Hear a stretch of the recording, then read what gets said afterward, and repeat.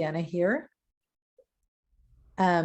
We are real2e.org. You can visit our website, and we are helping twice exceptional students thrive in schools by creating resources and events for parents and educators. So you can check us out at real2e.org for more information.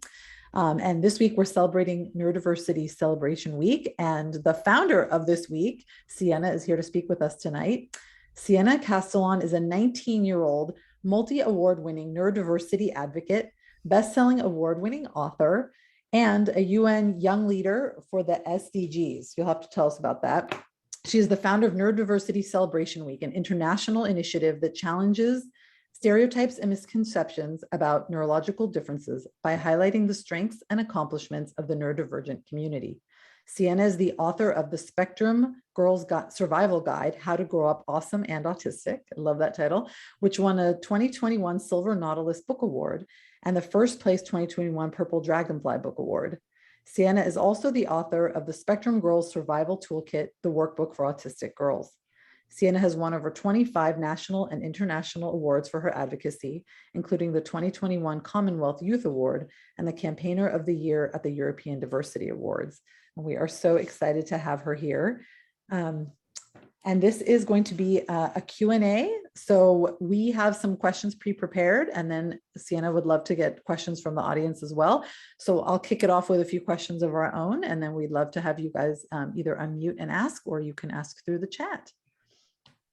So Siena, we would love to start off just hearing about your experience in, your elementary and secondary education. What was it like as a neurodiverse student, and what inspired you to start Neurodiversity Celebration Week? So I was diagnosed with my learning differences throughout my education. So my first diagnosis was when I was 8 years old, and my last was when I was 15. And it was just a journey throughout. With my dyslexia diagnosis, there were a lot of challenges that came with that.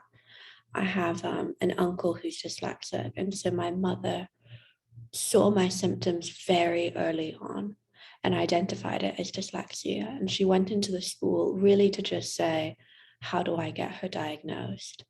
And the school told her there's no way that she can be dyslexic because she can read.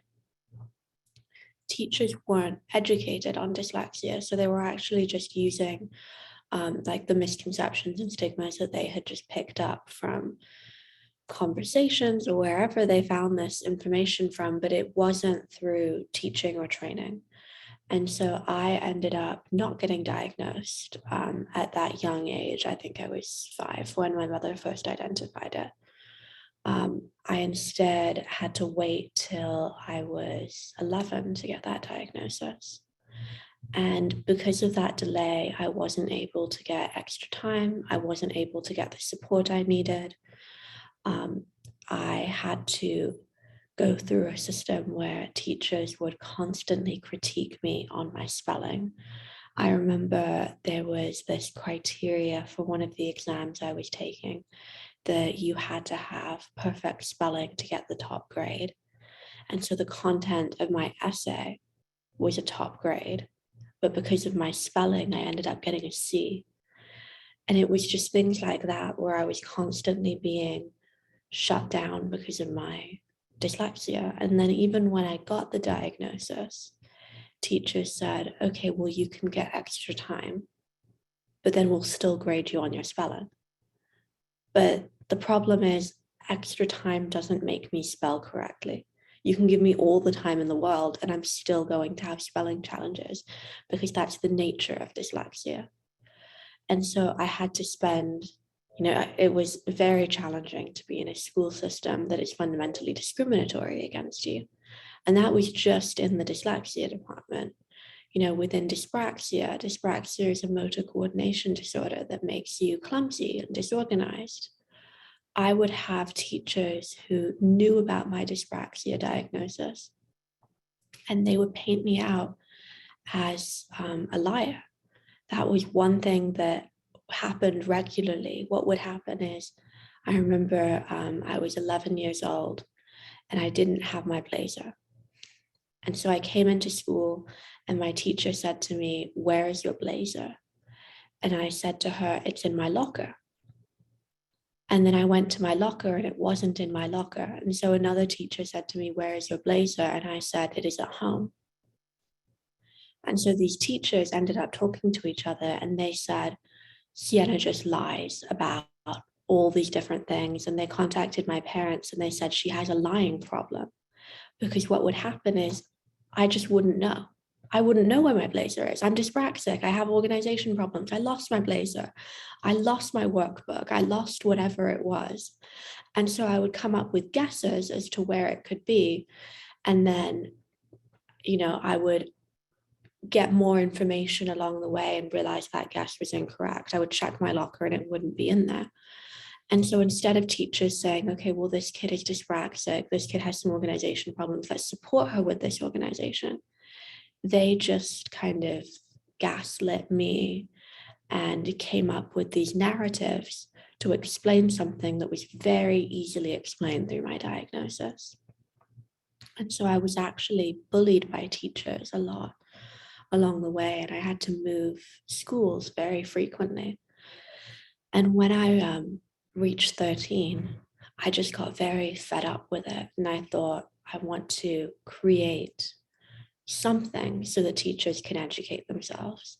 And I also want to create a resource so that children can be supported, because I was trying to find help online to see, how I could work with my organization, how I could improve, my spelling in the school system, how I could get by. And a lot of the resources were designed for parents. It would be things like, you should pack your child's backpack before school, all directed at the parent instead of the student. And some of the advice, because it wasn't directed for me, wasn't helpful. And so I created QL Mentoring, which was a website to support and mentor children with learning differences, but also to provide some resources for teachers. And then from there, I realized that I wanted to do more within the school system. I wanted to really create something that would educate teachers, but that would also educate the neurotypical peers of neurodivergent students.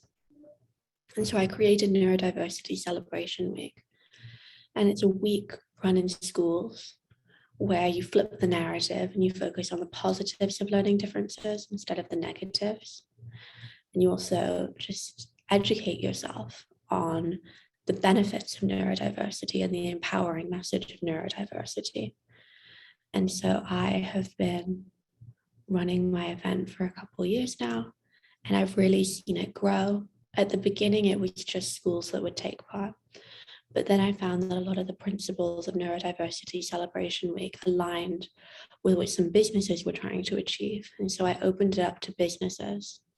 And now we've got schools, organizations, charities, all involved in Neurodiversity Celebration Week. That is an amazing story. You really took something so difficult and turned it into something so positive. I'm curious, you talk so much about strengths and neurodiversity, which is something that we really believe in. What do you feel your neurodiversity, what strengths have they given you and how have they helped you achieve all that you've achieved until today? Definitely with my dyslexia, I've found a lot of creativity that comes with that. And it's helped me kind of create my week. There's a lot that goes into it with coming up with ideas, and I'll have to create all these different activity plans and like lesson packs and assembly packs. And so I find that my creativity really helps me do that. With my autism, there's a logical thinking that comes with it, which really helps me in the sciences. I wanted to do math and physics, and I got a place at Imperial actually to study material science because I was very much into the STEM focus, because that really aligned with my structured way of thinking. My autism was definitely a superpower in that field. I since started at Stanford and took a CS class, and now I've found that I'm very interested in that because it's really just following rules. Like you're just given like a set rules for like syntax and the way you structure things. And that's perfect for the way that my autism works. I just love it. It's so, I mean, occasionally like you'll get a bug and you'll have no idea what's going on, but then you'll find like, oh, I broke this rule. And it's all about just kind of memory. I love it. I love just the format of it. And it's completely due to my autism. And then with my ADHD, they did this study and they found that individuals with ADHD have more beta waves in their brain. And these beta waves help you to stay calm under pressure. And so if you look at individuals who work in the emergency room, surgeons, firefighters, police officers, and actually astronauts, there are a very disproportionate number of astronauts who have ADHD, along with all the other professions I listed, very disproportionate number of individuals with ADHD because of this ability to stay calm under pressure. And I really found that when I was running my week and running all the campaigns that I've done in my 5 years of advocacy, I would just be able to focus at the task at hand and not get stressed out when you're writing a speech for an event that's in an hour and you're only on like page 1 and you need 7 more pages, or when you're presenting in front of hundreds of people. I found that I was always able to stay calm and focus on what needed to be achieved rather than, panicking or stressing about what was going on. And I attribute all of that to my ADHD. Wow, that I mean really highlights the strengths, and we don't talk about them enough. And so I'm so happy to hear all those things. I think I definitely want to talk about them with my own neurodiverse children. So you have such a positive energy and so much enthusiasm, given all the things that, the teacher bullying and everything you went through. Where do you think that comes from? Is it something, because we had a lot of questions about, what can parents do to support their neurodiverse children? Yeah, I mean, I think it came from educating myself and really learning about neurodiversity and understanding that these individuals were wrong. There's a big difference between being dyspraxic and being a liar. Very big difference. And I, at the time, really focused on what these teachers said.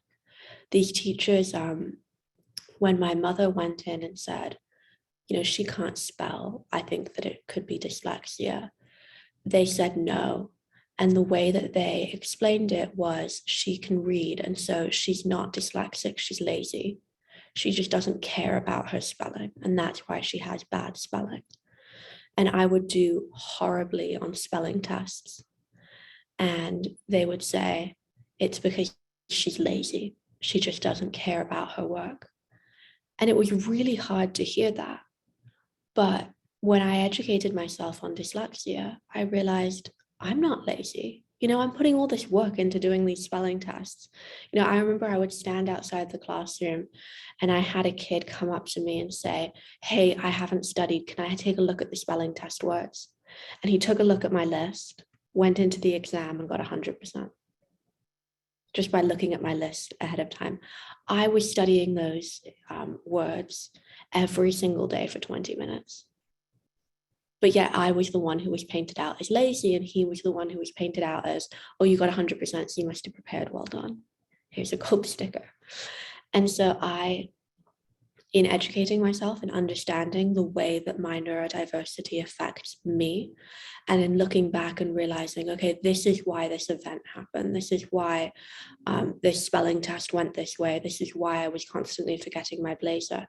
I was able to rewrite that narrative in my mind that these teachers had painted of me. And I was able to rewrite it in an empowering way. Okay, well, this was because of my dyslexia. This is a challenge that I have, but here are all the strengths I have. That's amazing. One of the questions that we got that was pre-submitted was, do you find diagnostic labels helpful or limiting? And we get a lot of parents ask us, should I reveal my child's diagnosis to the child? And so I'm curious what you think about that. It sounds like it was super helpful for you to understand your diagnoses. 100%. It's very important to tell your child about their diagnosis. For me, with my autism diagnosis, I was diagnosed at 12, and I was told, like, my parents were very open with me about it. And it meant that after I was diagnosed, I gave myself a lot more grace when it came to some social blunders I would make because of my autism. I really wondered why I was the way I was. There were children in my class who could just have these natural conversations. You could come up to them and you could say anything, and they would be able to give you some kind of response. Whereas with me, I would script conversations. I would come up with answers to, how was your day? What did you do over the weekend? Because I found it very difficult to think on the fly in these social situations and come up with something that my peers would appreciate. And so I would watch TV shows and I would write notes on things that certain characters would say. And I would memorize these things. And then, conversation is natural. It goes in so many different directions. And so there were times when I would be talking to somebody and it would go really well. And then they would mention what they did over the weekend. And then a conversation would start over some topic that I hadn't prepared. And I would really struggle. I also didn't have natural facial expressions, and people would comment on it. I remember parents of children in my class would say, "Why aren't you smiling?" when I was in the playground. And I remember saying to my mother, "Do you have to think about your facial expressions, or do they just come naturally?" And she just said to me, "I've never had to think about them." And I was over here having to be like, okay, you say, "How are you doing?" And then you smile. I would have to kind of tell myself when to do it, like put a cue in for that facial expression. And I always knew that there was something different. I always wondered, what's going on with this, because this is not normal. And it caused me a lot of anxiety, knowing that I was different and not knowing why, and feeling like there was something wrong with me. And when I was told, oh, it's autism, I no longer felt alone, because then I realized there's a community of people who are going through this with me. I think that if my diagnosis had been kept from me, I wouldn't have had that moment, and I would have continued to feel like, what's wrong with me? And it would have created some mental health problems. And so definitely I would say being very open with your children about the learning differences or neurodiversities that they have. Thank you. That's a super helpful answer. We got some all caps, super helpful in the chat. And so given you said you spoke to your mom about this, can you tell us a little bit about how your parents supported you and what advice you have for the parents on this call in supporting their own neurodiverse children? My mother she was like my advocate. So she would help me to understand my neurodiversity. She would go online and she would research different tips for dyslexia, dyspraxia. When I was like very young, when I was 8 years old and I was diagnosed with dyspraxia, she would go online and she found these organizational tips, like these post-it notes. And so we had post-it notes all over the house with all the tasks that I had to do. We would take the post-it note off once I'd achieved them, and she would help me organize myself. She would contact the school sometimes and ask for clarification on homework assignments when she thought that I might have written out the homework assignment wrong. She would help me understand my neurodiversity, and then she would advocate for me. So I would tell her, yeah, I need the teacher to email me the homework assignment so I don't write it out wrong. And then she would be the one who would go into the school and ask for that. Or I remember there was a time at school where I'm twice exceptional. And so at school, I was considered gifted, but I also had these learning differences. And I had a teacher who said, it is not fair for you to have extra time, because extra time is for the kids at the bottom of the class and you're at the top of the class. If you get extra time, you'll have an unfair advantage. And she fundamentally misunderstood the importance of extra time. Extra time isn't to give me an advantage compared to somebody else. And extra time has nothing to do with other people. Extra time has to do with my potential. When you look at whether somebody needs extra time, you say, okay, if this person didn't have dyslexia, dyspraxia, ADHD, how would they do on this test? And for me, I have a slow reading speed because of my dyslexia. And so when I have to do an English comprehension test, if I didn't have dyslexia, I would do it a lot faster and I would be able to finish it. And so extra time gives me the ability to be at the same level as my potential, to be at the same level as I would be if I didn't have dyslexia. Hypothetically, it doesn't quite work that way in practice because extra time doesn't help with spelling problems, but that's the idea behind it. And she misunderstood that. And so she was saying, oh, well, compared to Joey in the class, you're now going to have an advantage. And so my mother went in and explained that to her and had a long conversation about why I need extra time. And because of her advocating on my behalf, I was then able to get this very valuable adjustment. And so she did all of that for me. As I grew up, I was able to take on that role. And so now at university, she has no involvement. I advocate on myself all the time. But it was very important for her to do that for me when I was 8, 9 years old. That sounds like an amazing mom. I'm glad that she did that for you. And it really helps a lot of parents today hear what she did and what we could be doing for our kids, because sometimes parents are. Yeah, oh, I was thinking what a powerful statement about the time and the fairness, because that comes up so much. That's such a powerful story, Siena. We hear that a lot. There was also our friend Danielle that talked about how one day when she was in school, her friend broke both wrists and came into school with both broken wrists, and the teachers made accommodations in writing for them. And she's like, just because there's invisible sort of equivalent of broken wrists, you're not giving these kids what they need. Did you expect the broken wrist child to continue to write like all the other kids in the class? No, you didn't. So anyway, yes, I think the way that you put it is a really powerful way to say it. So what do you hope that schools will change? So hopefully they will more embrace the strength aspect of neurodiverse students, and that peers will be more understanding of students with learning differences. What do you hope schools will change in order to support neurodiverse students to reach their full potential and feel confidence in who they are? I wish that teachers would listen more. One of the challenges that I have with teachers, even well-intentioned teachers, is they like to maintain that power dynamic of I'm in a position of knowledge and you have to learn from me. And so when that's kind of inverted, when a student comes to them and says, let me explain some adjustments that I need, let me effectively teach you how to teach me, teachers don't like that. And so a lot of the time, and this is an experience that I've had, a teacher might have taught a class with another individual with ADHD, or they might have taught a class with another individual with autism. And so you go to them and you say, oh, I need some adjustments. And they tell you, yeah, I know what I'm doing. I've been teaching for years. I've been teaching for 15 years. I've had all these students come through my class with ADHD. I know how to support them. And whenever I hear that, I just think, oh no, because if you've met one person with autism, you've met one person with autism. We have very different experiences. I am very sensitive to touch. I can feel the wind when I go outside. And so there are times where I have to dress in a way that I don't get distressed from the wind. That's how sensitive I am. I have a friend who broke her arm and she didn't know.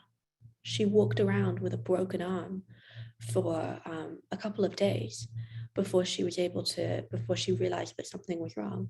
And that was because she was undersensitive. She couldn't feel that it was broken. And so we have two vastly different experiences. And so if he had had my friend in the class, she would have needed very different adjustments. And the adjustments that she would have needed, if applied to me, could have even been detrimental. And so it's really important that teachers are open and listen to the unique adjustments that each student needs, because you can share a label, but it have very different implications on your life, and you have very different presentations and need very different adjustments.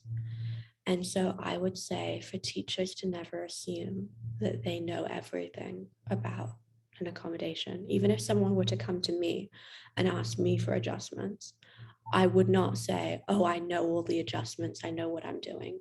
Instead, I would say, what do you need? What would be helpful for you? And so I wish that more teachers would do that.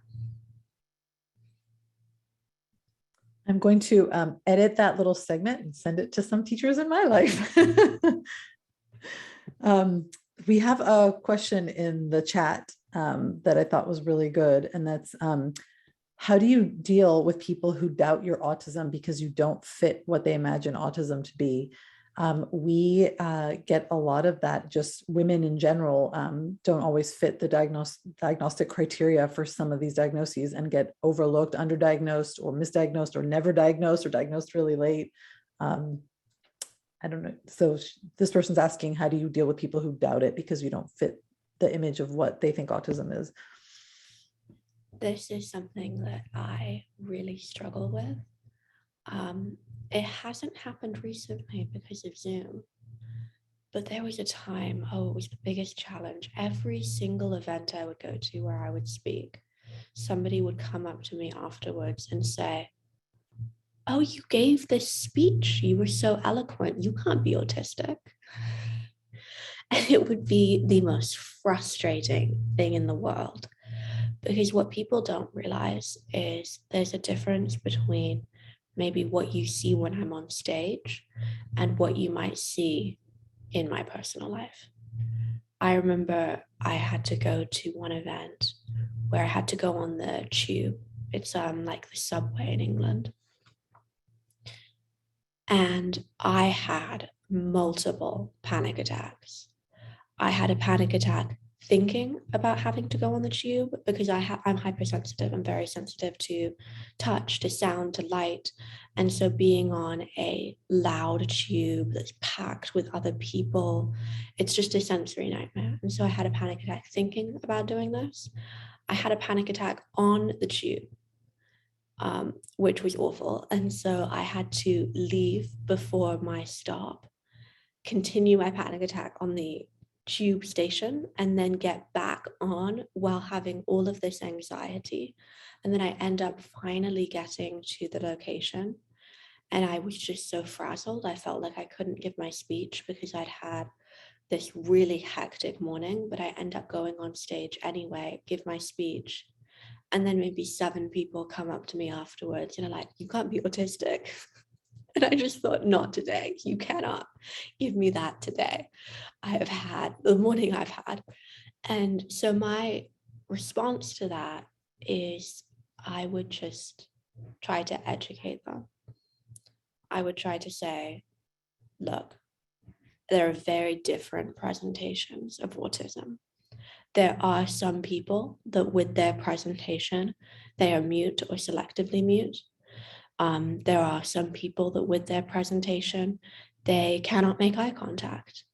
But with my unique way that my autism affects me, and also the way that I was raised as a girl. And so I had to deal with a lot of societal pressures. Growing up, people would pressure me about my facial expressions. People would come up to me and say, why aren't you smiling? Growing up, because of my sensory processing disorder, I wanted to wear one outfit.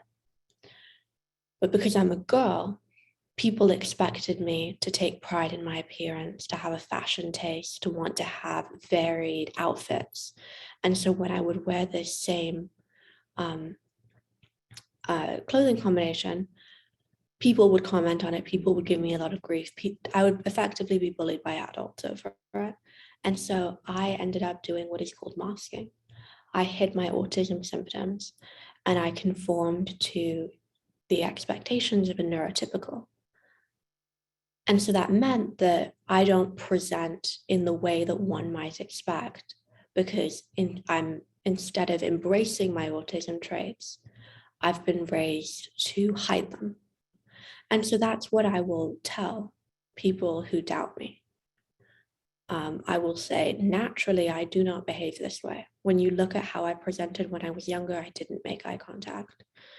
But now, because of all these pressures, I must.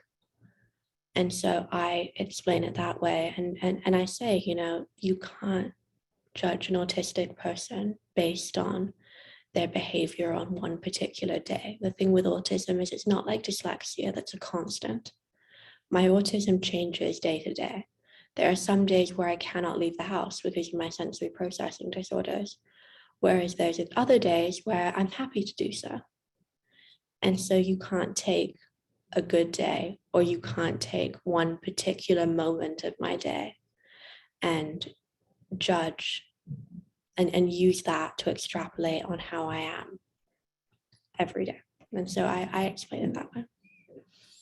Wow, amazing answer. And since you brought up masking, there's a question in the chat. Given that we are in a world that still has so much misunderstanding and biases against neurodiversity, do you recommend those that can to mask it or to disclose diagnoses when applying to schools, colleges, and jobs? I would say I'm not an advocate of masking. I didn't really have like a choice in the matter. I just ended up masking as a survival mechanism, but it causes a lot of anxiety, especially growing up. When you force yourself to do something that is not natural to you, it can be very draining and it can be very stressful. So I wish that I had been raised in an environment where my autistic traits were embraced and where people were supportive of me not making eye contact and were supportive of other behaviors that I had, because hiding them is very exhausting. You just have to kind of act all day. And now it's become so natural to me that I can't turn it off. But at the end of the day, you get very worn out by it, because a neurotypical person, they can just have a conversation and not think about their body language and their facial expressions and their voice intonation. They can just talk naturally. Whereas when you're masking, you have to worry about all of those things. And it's draining to have all of those added pressures on you. And so when I say, like, when possible, do not pressure your child to mask. Or if you are autistic yourself, I would say if you can, do not mask. But I do recognize that there are a lot of social pressures that mean that sometimes you don't have the choice to do so. I always recommend disclosing. There was a time where in applications I wouldn't disclose because I felt like it would be held against me. But I've since changed my mind because I felt like, would I want to work for an organization that would hold it against me? Is that a dynamic that I want to be a part of? And so for me, I'm very happy to disclose. And so I will make them aware of all of my adjustments that I might need. And I will make them aware of all the neurodiversities that I have. And then I will see the way that they respond. If they respond with, okay, we're really happy to make these accommodations in the interview, we're really happy to support you, then I'm very comfortable going forward with accepting a role from that place if they choose to offer one to me. But if instead they say, we're not willing to offer you these accommodations, then I know that that's not the place of work, that's not the university for me, that's not the school, that's not the job for me. And so that is one thing I do. I always disclosed and use it as just a test to see what it would be like if I accepted a role at that organization. Someone is asking if you disclosed when you applied to Stanford, if you are comfortable sharing. I wrote my application on my neurodiversities because it asked me kind of about my extracurriculars. And so I talked about how I was an advocate. Kind of my whole application was like revolved around my advocacy. And so I was very open about it. But one thing that I did is, instead of disclosing just by saying, I'm autistic, full stop. I disclose by saying, I'm autistic and this is how it affects me. This is my unique presentation. Because people have a lot of misconceptions around autism. Oftentimes, people would have met one person with autism, or maybe watched a television show like The Big Bang and seen one presentation of autism. And so when you say, I'm autistic, they think of Sheldon, or they think of that person that they know, and they expect you to behave in that exact way. And so it's important to say, I'm autistic, and this is how it affects me, so that then you don't get judged by whatever, whatever standard that they have. And so I talked about my unique presentations of each of my differences in my application. And I talked about it in a positive way and how I consider it a superpower. I love that. That comes up a lot for people applying to various schools at different levels here. So super helpful to think of it that way. Callie would like to know, how do you imagine combining your interest in computer science and neurodiversity, if at all?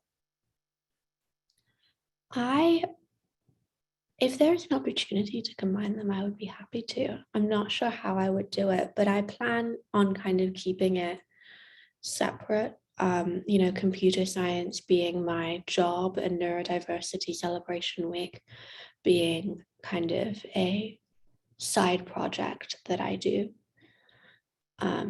Currently, that's the way it's going with, I prioritize my education and my schoolwork.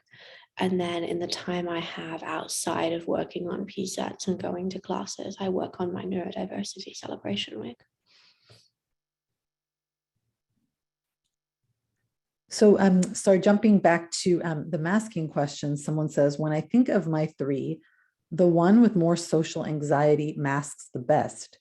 When you think of yourself as a kid, did you care what others thought, or you were forced?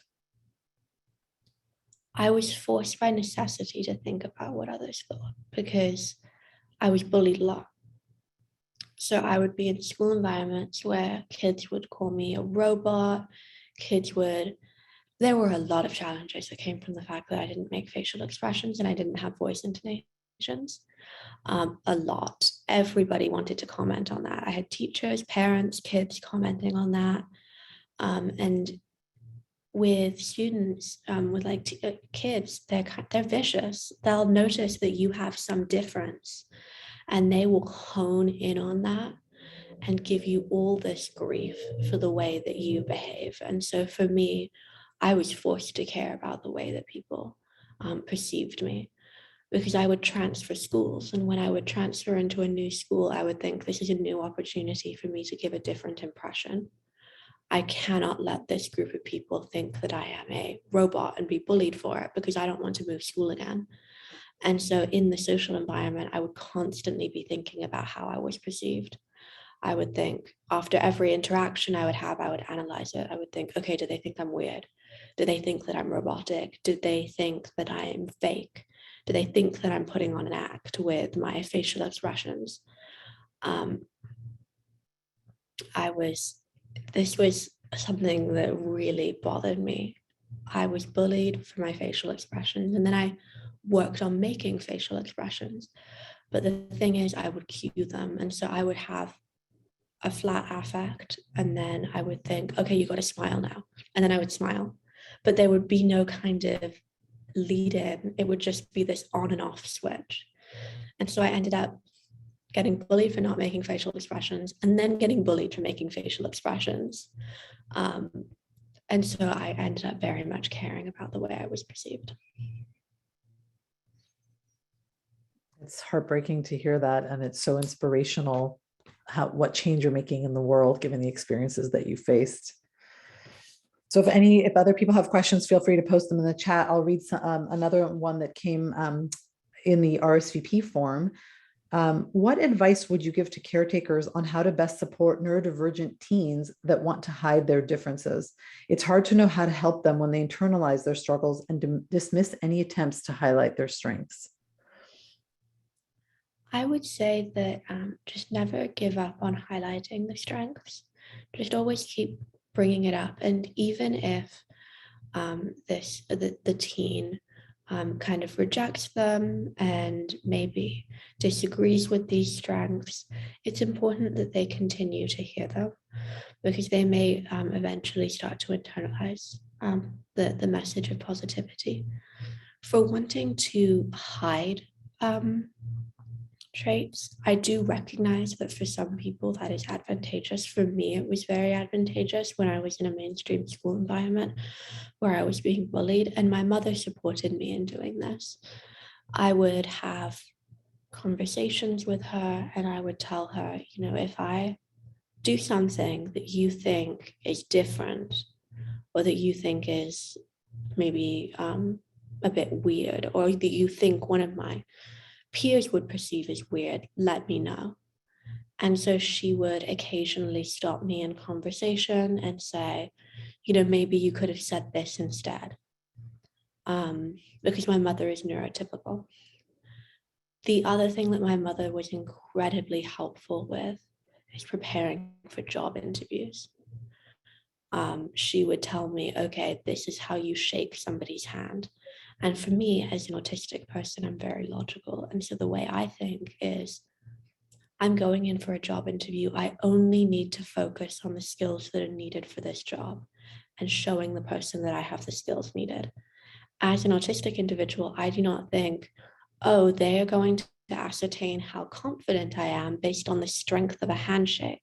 Like, that logically doesn't make sense to me, but that is the way the world works. And so my mother, as a neurotypical, was able to be that bridge in between. And so she would show me, okay, this is how you give a proper handshake. This is, you need to look the person in the eye.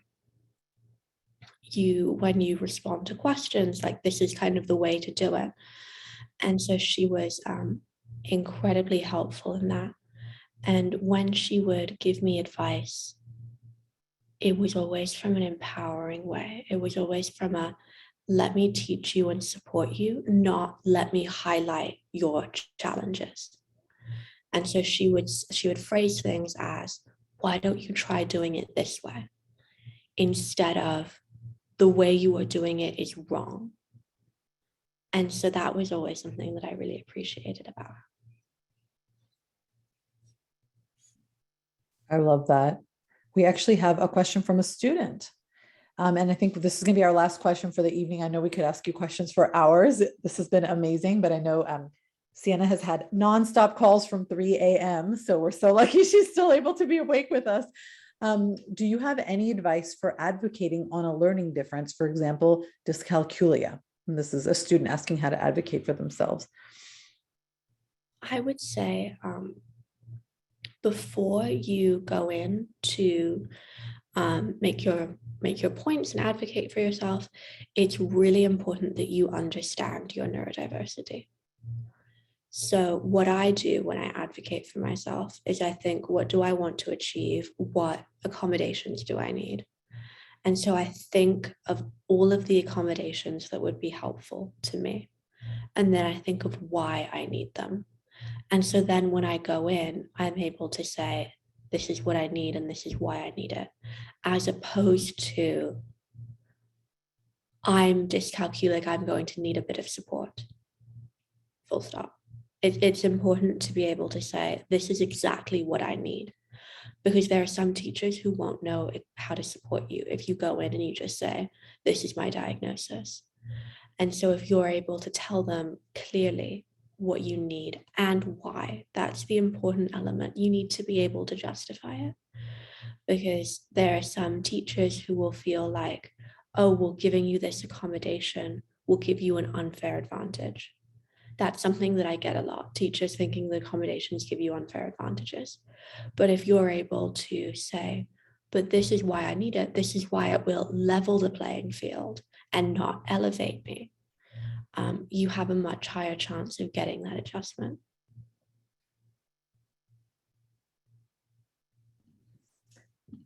Thank you so much. And Maureen, thank you for asking a question. I love that we have students here. So just to wrap this up, we'll let you go, as you've had 3 days in one today. I wanted to share the link to Neurodiversity Celebration Week in the chat.